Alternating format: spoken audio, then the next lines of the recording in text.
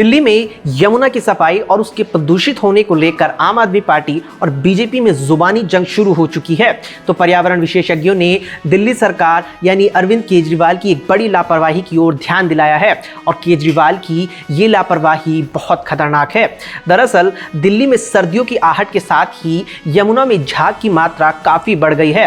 कहा जा रहा है कि यमुना में झाग को खत्म करने के लिए केमिकल डाला जा रहा है ताकि छठ पूजा से पहले झाग को खत्म किया जा सके और श्रद्धालु अपनी पूजा कर सके। पर्यावरण विशेषज्ञ विमलेंदु झा ने शुक्रवार को ट्वीट करते हुए कहा कि इससे बुरा क्या हो सकता है कि आम आदमी पार्टी और दिल्ली जल बोर्ड के इंचार्ज सौरभ भारद्वाज यमुना में सिलिकॉन डिफॉर्मर का छिड़काव करा रहे हैं। इस केमिकल को अमेरिका में बनाया गया था, लेकिन अमेरिका ने ही इसको मंजूरी नहीं दी। ना तो इसका इंसान की त्वचा पर परीक्षण किया गया और नदियों में इसका उपयोग करना ठीक नहीं है। उन्होंने आगे कहा कि सिलिकॉन डिफॉर्मर का छिड़काव करने से झाग भले ही खत्म हो सकता है, लेकिन लंबे समय में इसका लोगों पर बहुत गलत असर पड़ेगा। जब लोग छठ पूजा के मौके पर यमुना में डुबकी लगाएंगे, इसे तुरंत रोका जाना चाहिए।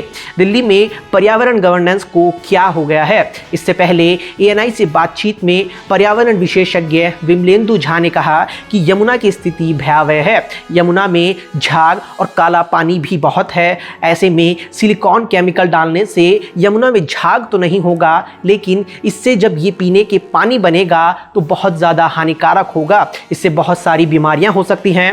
पर्यावरण विशेषज्ञ विमलेंदु झा ने कहा कि नदी में लगातार झाग बनने का मुख्य कारण राजनीतिक मंशा की कमी है। यमुना को साफ करने में तत्परता और ठोस कार्रवाई का अभाव जिम्मेदार है। झा ने कहा कि पर्यावरण शासन दिल्ली सरकार के लिए प्राथमिकता नहीं लगता। दुर्भाग्यपूर्ण बात यह है कि राजनीतिक इरादे की कमी है। यमुना की सफाई को लेकर कोई तत्परता नहीं है और ठोस कार्रवाई का अभाव है, जिससे बार बार नदी में झाग की समस्या पैदा होती है। उन्होंने हर साल प्रदूषण के पीछे की वजह नदी में न्यूनतम प्रवाह बरकरार रहने की कमी का भी हवाला दिया। झा ने कहा कि दिल्ली नदी में 3.5 करोड़ लीटर से अधिक निगमीय गंदे जल को प्रवाहित करती है और ऊंचे दावों के बावजूद 50% से अधिक गंदा जल या तो अनुपचारित रहता है या समुचित निस्तारण नहीं किया जाता और सीधे यमुना में बहा दिया जाता है। उन्होंने कहा नदी में न्यूनतम प्रवाह की कमी यमुना के प्रदूषण का एक और प्रमुख कारण है।